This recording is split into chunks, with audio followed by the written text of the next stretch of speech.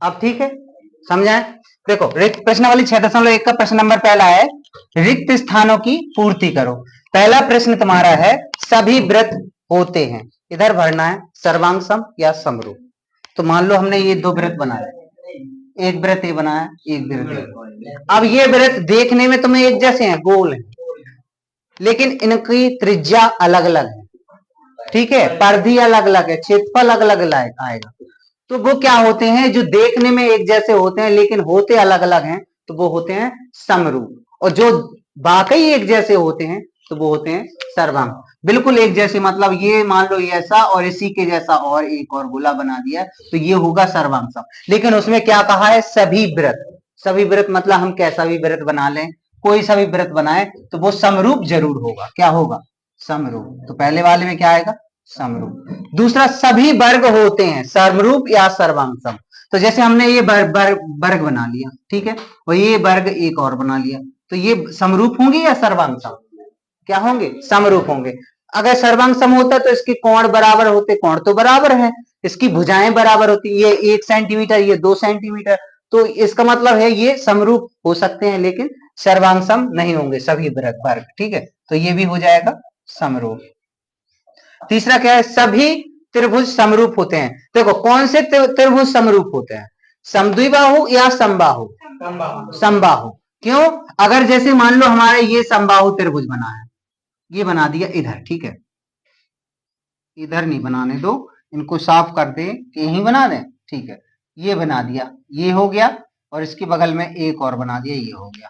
तो देखना, ये भुजा ये भुजा ये भुजा ये भुजा ये भुजा ये भुजा, अगर हम इसकी साइज भी बड़ी कर दें, मान लो ये इतना बड़ा कर दिया, तब भी तुम्हें देखने में एक जैसा लगेगा, लगेगा कि नहीं लगेगा? तो यानी कि जो समबाहु त्रिभुज है वही होते हैं समरूप। कौन से वाले, समबाहु। वो समद्विबाहु बनाए, तो समद्विबाहु देखना, हमने दो भुजाएं इसकी बनाई ऐसे, और ये वाली छोटी बना दी, ठीक है, ठीक है, और हमने दूसरा इधर समद्विबाहु बनाया, तो दूसरा हमने समद्विबाहु बनाया ऐसे, ये दोनों भुजाएं बराबर बना दी, ये बड्डी बना दी, तो ये भी समद्विबाहु, ये भी समद्विबाहु है, ये और ये बराबर, ये और ये बराबर, तो ये देखने में एक जैसे लग रहा है, नहीं लग रहे ना?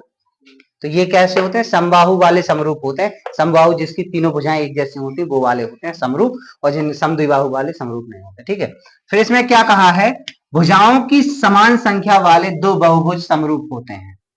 भुजाओं की समान संख्या, अगर कोई चित्र बना रहा है जिनमें भुजाओं की संख्या 4 है, दूसरा चित्र बना रहे उनमें भी भुजाओं की संख्या 4 है, ठीक है, यदि एक उनके संगत कोण तथा उनकी संगत भुजाएं हों, तो समरूप कब होंगे, जब उनके संगत कोण बराबर हों। क्या हों, बराबर, ठीक है, संगत कोण कैसे हों, बराबर हों, और उनकी संगत भुजाएं कैसी हों, समानुपाती। कैसी होनी चाहिए, समानुपाती। संगत भुजाएं समानुपाती होनी चाहिए और संगत कोण बराबर होने चाहिए, ठीक है। अब ये तुम्हारा प्रश्न नंबर पहला कंप्लीट हुआ है। दूसरा है प्रश्न नंबर दूसरा, भिन्न भिन्न दो उदाहरण दीजिए, मतलब दो दो अलग उदाहरण देना है। कैसे उदाहरण देना है, पहला उदाहरण देना है समरूप आकृतियों का। तो समरूप आकृतियों का उदाहरण दे सकते हैं हम क्या, पहला तो हम दे सकते हैं वर्ग। हम अब कोई सा भी वर्ग बना ले, हम कोई सा भी वर्ग बना ले तो वो समरूप होगा। मान लो ये भी बना लो,